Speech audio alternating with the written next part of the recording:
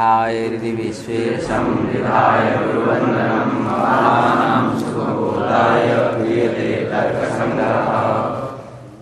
श्री गणेशं नमस्कृत्य पार्वती शङ्करं परं मया चन्द्रशीलेन क्रियते सर्वत्रकं यस्मादिदमं मन्ये बालानाम् उपकारकं तस्मादिकरं वाक्यं वक्तव्यं विदुषा सदा। ठीक। तो कल हम लोग क्या कर रहे थे? बालक का लक्षण हो गया है ना? क्या लक्षण हो गया बालक का?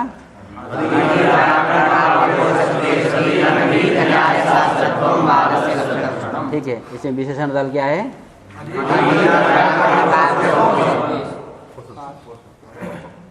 विशेषण दल क्या है? हाँ, विशेष दल क्या है? ठीक। दोनों को कहाँ ले जाना है? बालक में ले जाना है। लक्ष्य कौन है? बालक। तो हमारा जो बालक है लक्ष्य, वो अद्वैत व्याकरण काव्य कोश है कि नहीं? इसलिए उसमें क्या रहेगा? रहेगा। वो अनद्वैत न्याय शास्त्र है कि नहीं? तो उसमें क्या रहेगा?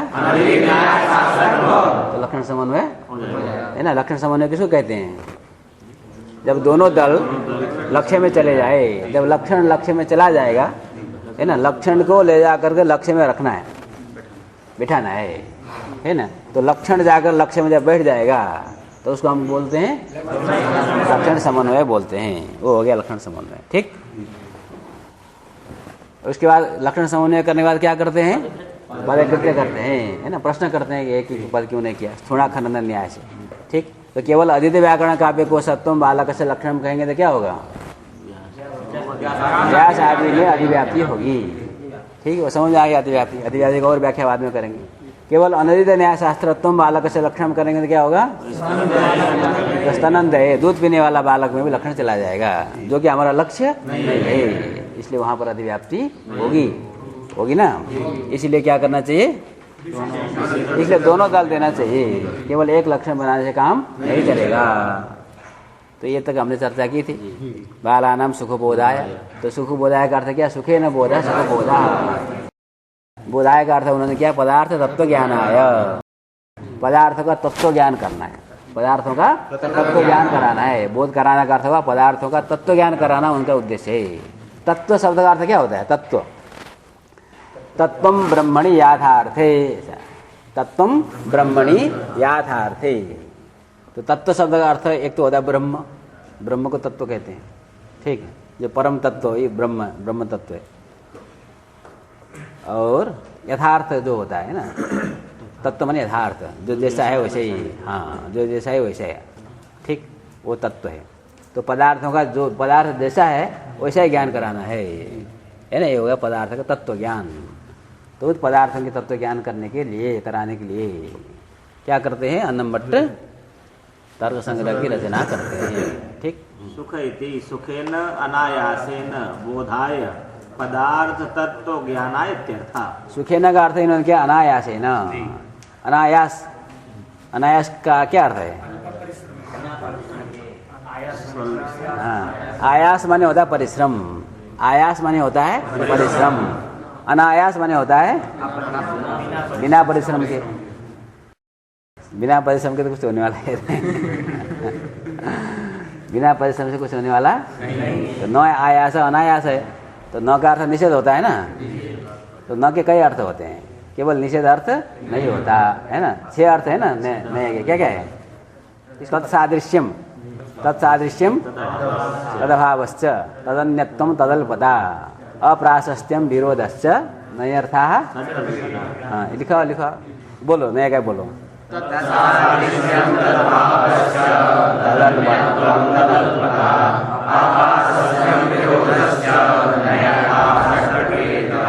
6 नए अर्थ है, नए के 6 अर्थ है। तो यहाँ पर हमने क्या अर्थ किया? अनायास है ना अर्थ किया ना?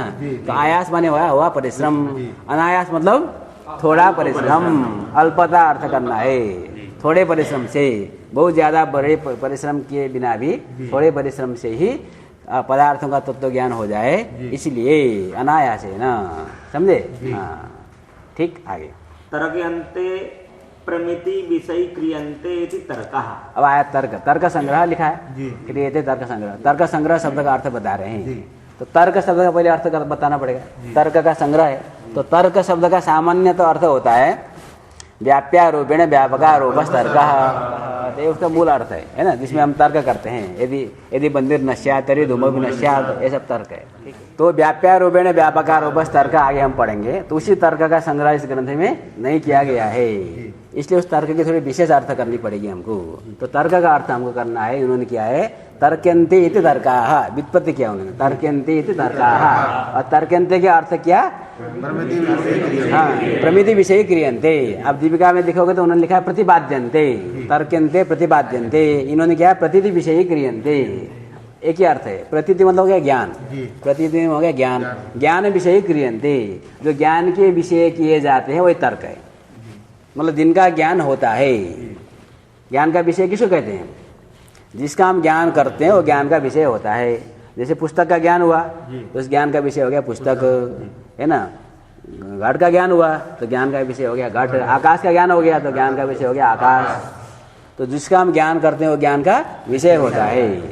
तो यहाँ हम किसका ज्ञान करने वाले हैं? 7 पदार्थ का ज्ञान करने वाले हैं। द्रव्य गुण कर्म सामान्य विशेष समय अभाव, ये 7 पदार्थ का यहाँ पर हम ज्ञान करने वाले हैं। ठीक है, वही हो गया प्रमिति विषय क्रियन्ते, प्रमिति के विषय किए जाने वाले हैं कौन? 7 पदार्थ, तो वही तर्क है, द्रव्यादि पदार्थ। हाँ ठीक है, तो तर्क शब्द का अर्थ हो गया द्रव्यादि पदार्थ। अब तर्काणाम संग्रह, तर्क संग्रह, उन यस्मिन स ग्रंथ बहुरी करना है, तर्काणाम संग्रह यस्मिन, तो उन तर्कों का मतलब पदार्थ। तर्क शब्द का अर्थ हो गया पदार्थ, तर्क शब्द का अर्थ हो गया पदार्थ, द्रव्यादि पदार्थ, उनका संग्रह मतलब प्रतिपादन। अब संग्रह की बात में करेंगे, उनका संग्रह जिस ग्रंथ में किया गया है उस ग्रंथ का नाम हो गया तर्क संग्रह। ठीक, अब प्रश्न यह आया कि आप कहते हो कि जो द्रव्यादि पदार्थ है उनका इस ग्रंथ में संग्रह किया गया है, तो संग्रह का अर्थ क्या होता है? इकट्ठा करना। अब तर्क संग्रह इतना सा छोटा सा पुस्तक है, उसमें द्रव्य गुण कर्म सामान्य सारा दुनिया कैसे आए, उसका संग्रह कैसे करोगे आप? पानी डाल दोगे 1 गिलास तो किताबें खत्म हो जाएगी, है ना। हम तो पूरा जल का प्रतिपादन करने वाले हैं, आग को ले जाकर डाल देंगे तो किताबें खत्म हो जाएगा। तो इस तर्क संग्रह ग्रंथ में आप इतने द्रव्य गुण कर्म का संग्रह कैसे करोगे? नहीं होगा ना महाराज जी, नहीं होगा। ठीक, तो कहेंगे इसलिए उसकी व्याख्या करनी पड़ेगी। संग्रह मतलब इकट्ठा करना नहीं है, धन संग्रह नहीं है। तो संग्रह का अर्थ हो गया। हाँ, अब संग्रह का अर्थ करेंगे। संग्रह संक्षेपेण उद्देश्य लक्षण परीक्षा यस्मिन् स ग्रंथ। संग्रह मतलब जिसमें प्रतिपादन, संग्रह मतलब प्रतिपादन। ग्रंथ में संग्रह करने का अर्थ हुआ ग्रंथ में प्रतिपादन करना। ठीक है, ग्रंथ में प्रतिपादन करना, पदार्थों का प्रतिपादन किया गया है। किस ढंग से प्रतिपादन किया गया है? 3 पद्धति है, उद्देश्य लक्षण और परीक्षा। ठीक है, भाष्यकार ने लिखा है, भाष्य जो है ना न्याय भाष्य, तो न्याय भाष्यकार कौन है? वात्स्यायन। तो वात्स्यायन भाष्य में उन्होंने लिखा है त्रिविधा चास्य शास्त्रस्य प्रवृत्ति ही उद्देश्यो लक्षणम परीक्षा च। ऐसा तो शास्त्र की प्रवृत्ति 3 प्रकार से होती है ना। रिसर्च करने की पद्धति, अभी रिसर्च मेथोडोलॉजी कहते हैं ना, जो रिसर्च करते हैं तो उनको पढ़ाया जाता है कि रिसर्च कैसे कैसे करना चाहिए। तो यहाँ पर भाष्यकार ने लिखा है कि रिसर्च इस तरह से करना चाहिए, उद्देश्य लक्षण और परीक्षा। ठीक है, तो यहाँ पर उसी को उन्होंने यहाँ पर लिखा है टीकाकार ने, है ना, उद्देश्य लक्षण परीक्षा च। यहाँ ग्रंथ पदार्थों का प्रतिपादन किया गया है, तो प्रतिपादन करने की 3 शैली है, 3 ढंग से प्रतिपादन किया गया है। तो पहला हम पदार्थों का क्या करेंगे? उद्देश्य करेंगे। उद्देश्य, उद्देश्य मत करना, उद्देश्य। हाँ, ये उद्देश्य अलग है। हमारा जीवन का उद्देश्य क्या है? वो उद्देश्य नहीं है, उद्देश्य है, उद्देश्य। और उसके बाद हम उसका क्या करेंगे? लक्षण करेंगे। उसके बाद हम लक्षण की परीक्षा करेंगे। ठीक, तो उद्देश्य क्या है समझना पड़ेगा, लक्षण क्या है समझना पड़ेगा, परीक्षा क्या है उसको समझनी पड़ेगी। तो ग्रंथकार बताते हैं पहले उद्देश्य माने नाम मात्रेण पदार्थ संकीर्तनम उद्देश्य। नाम मात्र के द्वारा पदार्थ का संकीर्तन करना। संकीर्तन किसे कहते हैं? संकीर्तन करते हुए देखे हो, भगवान नाम संकीर्तन होता है ना, हरे राम राम राम हरे हरे, हरे कृष्ण कृष्ण कृष्ण हरे हरे, ये संकीर्तन है। तो इसमें क्या होता है? भगवान का नाम का उच्चारण होता है, ये संकीर्तन है। तो यहाँ पर पदार्थों का नाम का जो उच्चारण करना वही संकीर्तन है ना। समझ आया? संग में कीर्तनम, कथनम प्रतिपादन करना है। तो सबसे पहले क्या करेंगे, जो प्रतिपाद्य विषय है उनका नाम बताया जाएगा। जैसे इस पुस्तक के बारे में बताना होगा तो हमको कहना पड़ेगा कि ये पुस्तक है और इस पुस्तक का नाम है ना, व्याप्ति पंचक, गंगा टीका। उसके बाद फिर इसकी व्याख्या हम शुरू करेंगे। समझ में आया? तो यहाँ पदार्थों के बारे में बताना है इस ग्रंथ में। तो सबसे पहले के ग्रंथकार क्या करेंगे, उद्देश्य करेंगे, पदार्थों का नाम गिनाएंगे, है ना। द्रव्य गुण कर्म सामान्य विशेष समवाया भावा शब्द पदार्थ। तो इसमें क्या किया है, उन्होंने गिना दिया कि ये पदार्थ है। फिर चित्त है ना, फिर क्या है, पृथ्वी आप तेजो वायु आकाश काल दिगातम वनांसी नवैव, यहाँ 9 द्रव्यों को गिनाया गया। फिर ऊपर स्कंद स्पर्श गिनाया गया। ये सब ये पूरा जो प्रकरण है वो है उद्देश्य प्रकरण। उसमें सब पहले बता देंगे कि हम इस ग्रंथ में इन पदार्थों का प्रतिपादन करने वाले, उनका नाम गिना देंगे। तो सबसे पहले हम जान जाएंगे नाम, उद्देश्य होगा। ठीक है, नाम मात्रेण वस्तु संकीर्तनम उद्देश्य। यथा द्रव्य गुणः इति। हाँ, द्रव्यम गुणः कर्म इत्यादि इत्यादि। ठीक है, अभी हमने उदाहरण दिया। असाधारण धर्मो लक्षणम। अब आया दूसरे नंबर, उद्देश्य के बाद क्या करेंगे, लक्षण करेंगे। तो पदार्थ का लक्षण करना है। ठीक, तो लक्षण के बारे में हमने पहले भी बात किया है कि है ना, लक्षण प्रमाणाभ्याम वस्तु सिद्धि ही न तो प्रतिज्ञा मात्रेण। तो वस्तु की हमको सिद्धि करनी है, प्रतिपादन करना है, तो उसका लक्षण बताना पड़ेगा, उस पर हमको प्रमाण देनी पड़ेगी। तो न्याय शास्त्र में विशेषतः पदार्थों का हम लक्षण करते हैं, फिर उन पर प्रमाण प्रतिपादन करते हैं, इसलिए प्रमाण शास्त्र है। न्याय शास्त्र क्या है, प्रमाण शास्त्र है। तो हमको प्रमाण की बात करनी है, लक्षण की बात करनी है। तो लक्षण जब आप बताएंगे तो लक्षण का भी लक्षण बताना पड़ेगा ना। अब दूसरों का तो लक्षण बनाओगे तो पहले आपको लक्षण का लक्षण बताना पड़ेगा। लक्षण क्या है, तो लक्षण का लक्षण बताते हैं असाधारण धर्मो लक्षणम, ये लिखा है ना, असाधारण धर्मो लक्षणम। तो देखो ये लक्षण का लक्षण है, असाधारण धर्मो लक्षणम। असाधारण धर्मत्वम लक्षण से लक्षणम, लक्षण के स्वरूप में बोलना है तो असाधारण धर्मत्वम लक्षण से लक्षणम। ठीक, अब देखिए इसको समझ लो, अच्छे ये अच्छा है, समझना है इसको। तो धर्म जो है ना, धर्म किसको कहते हैं, धर्म किसको कहते हैं, तो धर्म के बहुत सी परिभाषाएं हैं। ठीक है, धर्म से तत्वम निहितम गुहायाम। ठीक, तो यहाँ पर हम जब लक्षण बना रहे होते हैं तो धर्म का अर्थ होता है वृत्तिमत्तम धर्मत्वम। लिखो, वृत्तिमत्तम धर्मत्वम, जो रहता है उसको धर्म कहते हैं। उसका अर्थ है वृत्ति मतलब रहना, जो वस्तु रहता है उसको धर्म कहते हैं। जो रहता है वो धर्म है। समझ में आया? तो दुनिया में सब कुछ धर्म है, जो रहता है वो धर्म। ये पुस्तक धर्म है कि नहीं, पुस्तक यहाँ पर है डेस्क पर, तो ये डेस्क का धर्म हो गया। पुस्तक में रूप है, कलर है, इसमें रूप है। ठीक है, तो रूप पुस्तक का धर्म हो गया। मनुष्य में मनुष्यता है तो मनुष्यता मनुष्य का धर्म हो गया। पशु में पशुत्व है तो पशुत्व पशु का धर्म हो गया। तो जो रहता है उसको हम धर्म कहते हैं। बात समझ में आया? तो धर्म तो बहुत हो जाएंगे फिर तो। ठीक, तो उन धर्मों में से अब धर्म 2 प्रकार के होंगे, धर्म का 2 विभाग कर लो। एक होगा साधारण धर्म और दूसरा होगा असाधारण धर्म। एक साधारण धर्म, दूसरा असाधारण धर्म। तो सामान्य रूप से जो बहुत जगह विद्यमान है वो साधारण धर्म है, और तन्मात्र वृत्ति धर्म असाधारण धर्म। तन्मात्र वृत्ति धर्म असाधारण धर्म। तन्मात्र वृत्ति, तत् मतलब वो उसी मात्र में जो रहेगा, अन्यत्र नहीं रहेगा। तन्मात्र वृत्ति, वृत्ति मतलब रहने वाला। तन्मात्र वृत्ति धर्म असाधारण धर्म। जो तन्मात्र में वृत्ति धर्म है उसका अर्थ है ना, तन्मात्र वृत्ति धर्म असाधारण धर्म। समझ में आया? तो तन्मात्र में वृत्ति जो धर्म होता है वो असाधारण धर्म होता है। तो जैसे मान लो गाय का लक्षण हमको बनाना है, तो गाय में कुछ साधारण धर्म है, गाय में कुछ असाधारण धर्म है। तो जो केवल गाय में है वो गाय का तन्मात्र, गोमात्र में जो वृत्ति धर्म होगा वो उसका असाधारण धर्म होगा। और ऐसे धर्म है जो गाय में भी है, बाकी जगह में भी उपलब्ध विद्यमान है, वो गाय का साधारण धर्म है। जैसे गाय में पशुत्व है, गाय पशु है तो पशुत्व गाय का साधारण धर्म है, वो गाय में भी है, बाकी अन्य पशुओं में भी है। ठीक, किंतु ऐसा धर्म ढूंढना है जो केवल गाय में हो, दूसरी जगह पर नहीं हो। ठीक है, वो गाय का असाधारण धर्म होगा। और जो असाधारण धर्म होगा उसी को हम कहेंगे लक्षण। असाधारण धर्मो लक्षणम, उसी को हम लक्षण कहेंगे। ठीक है, तो लक्षण कई हो सकते हैं, गाय में कई असाधारण धर्म हो सकते हैं ना। जरूर नहीं कि गाय में असाधारण धर्म एक ही हो, तो एक ही होगा तो वही उसका लक्षण हो जाएगा। 2-4 होगा तो 2-4 को भी हम लक्षण बना सकते हैं। तो कभी भी किसी का लक्षण बनाना है तो ढूंढना है कि उसका असाधारण धर्म क्या है, जो असाधारण धर्म होगा वही उसका लक्षण हो जाएगा। ठीक। जैसे गाय का असाधारण धर्म क्या है, शासनादि महत्तम, जो गल कम्बल है गाय के यहाँ लटका हुआ रहता है, वो केवल गाय में होता है कि और में भी होता है? उसी में होता है, बैल में नहीं होता है।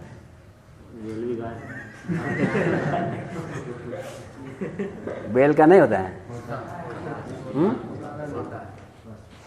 गांव में रहते हो कि मुंबई में रहते हो? है ना, शहर के लोगों को पता नहीं होता दूध कहाँ से मिलेगा, तो कहते हैं दूध पैकेट में मिलता है ना। ठीक, समझे? तो लेकिन वो गाय का लक्षण बना रहे हैं, मतलब गो वंश का लक्षण बना रहे हैं, गो जाति का लक्षण बना रहे हैं। तो बैल भी गोत्र तो जो है गाय में भी है और बैल में भी है ना। हाँ, इसलिए गोत्र मतलब गाय, मतलब हिंदी में हम गाय मतलब केवल जो स्त्री है दूध दोने वाली को गाय कहते हैं, ठीक है। लेकिन संस्कृत में जो गो शब्द है वो गो जाति को बताता है, गोवंश को बताता है। अयं गौ होता है ना, अयं गौ मंत्र पढ़ते हैं ना वेद में, अयं गौ, हाँ ठीक है, समझ में आया? तो पुल्लिंग का गौ शब्द कहाँ पढ़ा है तुम लोगों ने व्याकरण में? अजंत पुल्लिंग प्रकरण पढ़ा है ना। हाँ, अजंत गौ गावो गावह, समझ में आया? तो अजंत पुल्लिंग में क्यों पढ़ा? स्त्रीलिंग में पढ़ना चाहिए था ना, नहीं? ठीक है। हाँ, तो गो शब्द पुल्लिंग शब्द है, और पुरुष को भी बताता है, स्त्री को भी बताता है। समझ में आया बात? धेनु शब्द है स्त्रीलिंग शब्द, जो केवल गाय को बताता है, हिंदी वाली दूध देने वाली जो होगी वो धेनु होगी, ठीक है। लेकिन गो शब्द बैल को भी बताता है और गाय को भी बताता है। समझ में आई बात? तो गाय का असाधारण धर्म है शासनादि महत्व, इसलिए वो शासनादि महत्व ही गाय का लक्षण है, तन्मात्र धर्म है, इसलिए हम कहेंगे शासनादि महत्तम गोह लक्षणम। समझ में आया? यही लिखा है, देखिए। गंधवत्वम पृथ्वी। हाँ, ऐसे इन्होंने पृथ्वी का लक्षण दिया, पृथ्वी का लक्षण हमको बनाना है। तो पृथ्वी का असाधारण धर्म, जो केवल पृथ्वी में रहे अन्यत्र न रहे, तो केवल पृथ्वी में रहने वाला धर्म क्या है? पृथ्वी का असाधारण धर्म गंध। गंध वो कहना और गंधवत्व कहने की बात है। गंध शब्द है, उसे मध्य प्रत्यय करो, गंधवत हो जाएगा। फिर उसमें त्व प्रत्यय लगा दो, गंधवत्व हो जाएगा। तो मधुबंताद विहितः भाव प्रत्यय प्रकृति अर्थम गमयति। क्या है? लिखो लिखो, आता है? आता है तो कोई बात नहीं, नहीं आता लिखो। मधुब के बाद यदि भाव प्रत्यय करते हैं, तो प्रत्यय करते हैं, तो प्रकृति का जो अर्थ है, गंध शब्द का जो अर्थ है, गंधवत्व का भी वही अर्थ है। लेकिन हम लोग जब बोलते हैं गंधा पृथ्व्या लक्षणम, बोलने में उतना आनंद नहीं आता, ठीक है। इसलिए हमको क्या बोलते हैं? गंधवत्तम पृथ्व्या लक्षणम। बात समझ में आया? तो गंधवत्व पृथ्वी का लक्षण है। क्यों? क्योंकि गंधवत्व पृथ्वी का असाधारण धर्म है, जो असाधारण धर्म होता है उसी को हम लक्षण कहते हैं, ठीक। हाँ, लक्षितस्य लक्षणम संभवति न वेति विचारा परीक्षा। अब लक्षण हमने पहले उद्देश्य किया, उसके बाद हम लक्षण करेंगे, उसके बाद हम क्या करेंगे? परीक्षा करेंगे। तो परीक्षा हमको साथ साथ कर लेना, जो हम लोग पदकृति आदि करते हैं वही परीक्षा है। लक्षण हमने जो बनाया वो सही है कि नहीं? लक्षित लक्षण संभवती न वा, हमने जिसका लक्षण बनाया है, जैसे पृथ्वी का लक्षण बनाया गंधवत्व, वो लक्षण है कि नहीं, सही है कि नहीं, जो विचार करना, उसको हम क्या कहते हैं? परीक्षा। अब हमने बता दिया, देखो गंधवत्तम पृथ्वी का लक्षण, क्या बता दिया? बता दिया। और किसी ने कहा वायु में भी तो गंध है, हवा चलती है, सुगंधित वायु चलती है नहीं चलती है, तो गंधवत्व तो कहाँ चला गया? वायु में चला गया। आप कहते हैं गंधवत्व पृथ्वी का लक्षण है। जल में भी, गुलाब जल में सुगंध आता है कि नहीं आता है? आता है। तो जल में भी गंधवत्व है, तो लक्षण कहाँ चला गया? चला गया। तो लक्षण तो ठीक नहीं हुआ, ठीक। तो क्या करेंगे? परीक्षा तो कर रहे हैं, प्रश्न हुआ ना, अब समाधान चाहिए ना। तो लक्षण सही है कि गलत है? हाँ, साधारण होता जा रहा है। आपको असाधारण धर्म आप बोल रहे थे, ये तो साधारण हो गया, तो कैसे लक्षण? समझ में आया? लक्षण आपने ठीक नहीं बनाया। तो कहना देखो, थोड़ा विचार करो, जहाँ हवा में पृथ्वी का संबंध नहीं होता है, जहाँ पर हवा सुगंधित चल रही, मतलब बगल में बगीचा होगा, वहाँ से हवा आ रही होगी, तब सुगंधित हवा बहती है। जहाँ कहीं भी पृथ्वी का संबंध, शुद्ध जो हवा जहाँ होती है, वहाँ हवा में कोई गंध नहीं होता। तो हवा में गंध की जो प्रतीति होती है वो पृथ्वी के कारण होता है। पृथ्वी के जो छोटे छोटे कण है वो हवा उड़ाकर ले आती है, तो इसलिए वो सुगंध की प्रतीति वहाँ पर होती है। कहीं पर दुर्गंध है, तो कहीं सड़ा हुआ कुछ पड़ा हुआ है, तो उसमें से दुर्गंध की प्रतीति होती है। वो दुर्गंध वायु का, वो पृथ्वी का ही है। बात समझ में आया? ठीक। अतः और जल में भी वही बात, गुलाब जल मिलाओगे तब ना गंध आएगा। तो गुलाब तो क्या है? पृथ्वी है, ठीक है। तो पृथ्वी के संबंध होने पर वायु में गंध की प्रतीति होती है ना, जल में गंध की प्रतीति होती है। पृथ्वी के संबंध न होने पर जल में वायु में गंध की प्रतीति नहीं होती है। इसलिए सिद्ध होता है कि वायु में जो हमको गंध की प्रतीति हो रही है, जल में जो हमको गंध की प्रतीति हो रही है, वो पृथ्वी का ही गंध है। जल का अपना कोई गंध नहीं है, वायु का अपना कोई गंध नहीं है। इसलिए गंध पृथ्वी का असाधारण धर्म है, साधारण धर्म नहीं है।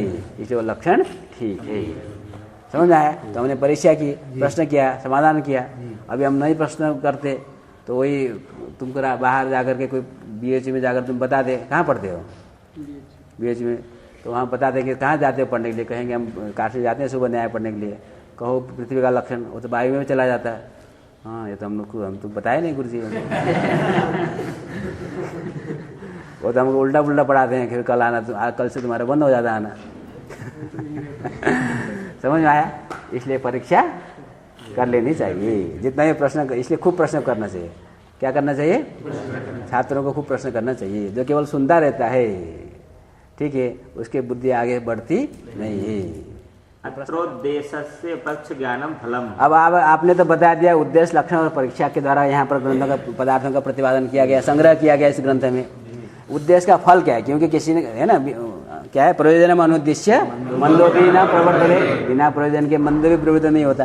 किसी को कुछ कहो, कहेगा क्यों, क्या मिलेगा? समझ में आया?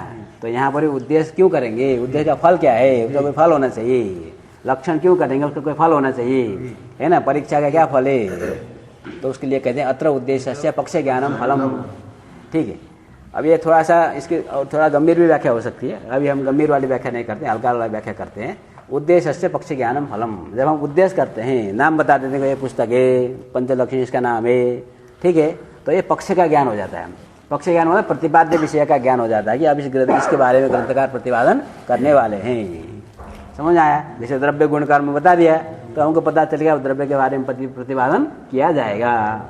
ये हो गया पक्ष ज्ञान, इसको हम पक्ष ज्ञान कहेंगे। तो उद्देश्य का फल क्या है? पक्ष ज्ञान। उसके बाद क्या करेंगे? लक्षण करेंगे। तो लक्षण का लक्षण से इतर भेद ज्ञान। हाँ, लक्षण करने से इतर भेद का ज्ञान हो जाता है। वही विवेक का ज्ञान, कल हमने बात बताया नहीं, विवेक करना, अलग करना। लक्षण से हम इतर भेद का ज्ञान कर लेते हैं। जैसे हमने गाय का लक्षण बना दिया, शास्त्राधिमोत्तम गो लक्षण। समझ में आया? तो किसी को कहा कि जाओ वहाँ, वो क्या होता है ना, मैदान में कई पशु चर रहे हैं, तो कहा कि गाय को ले आओ वहाँ से।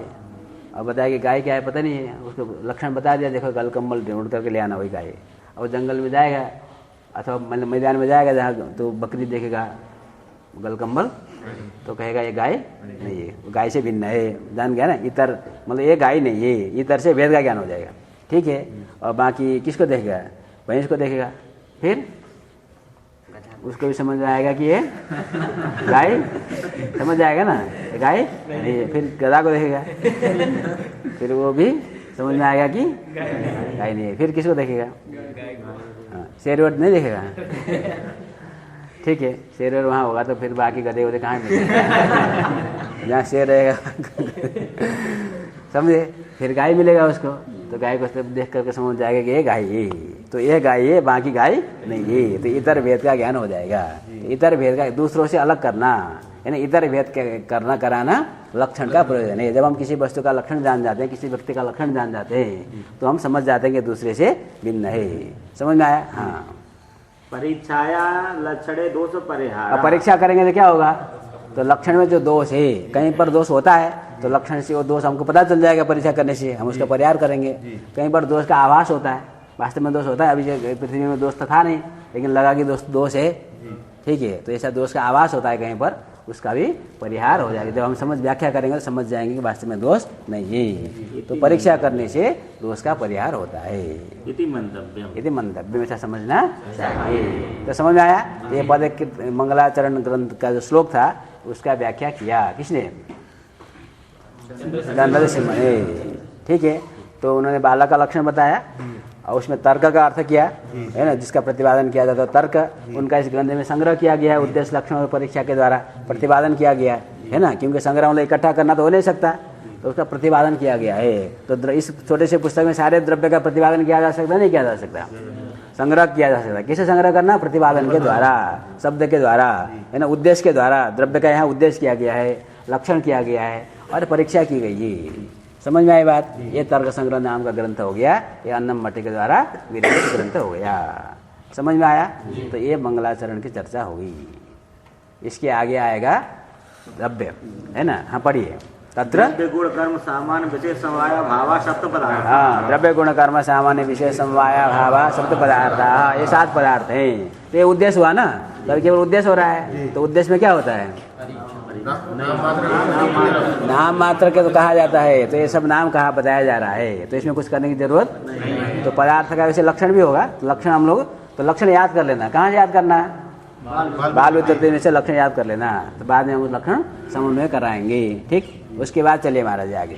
तत् द्रव्याणि पृथ्वी विप तेजो वायव आकाश काल दिगात मनांसी नवेव। अब 7 पदार्थ हो गए, तो दुनिया में जितने भी वस्तु है, जो भी है, वो सब 7 के अंतर्गत आ जाएंगे।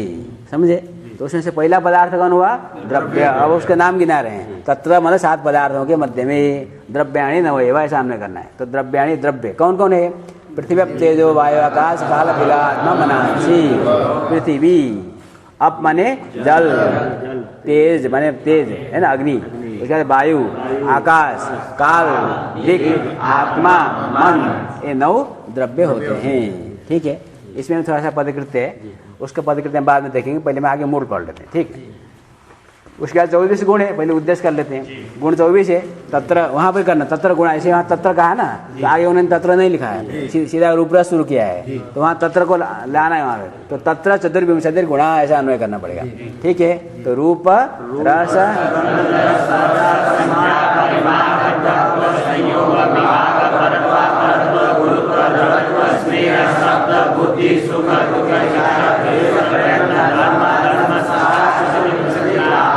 ये 24 गुण है। अभी केवल नाम जानना है, लक्षण हम बात धीरे धीरे करेंगे, इसको याद कर लेने हैं। ठीक, उसके बाद आया कर्म। तत्र यहाँ भी ले आना है। तत्र कर्माणि पंचकर्माणि उच्छे, हाँ,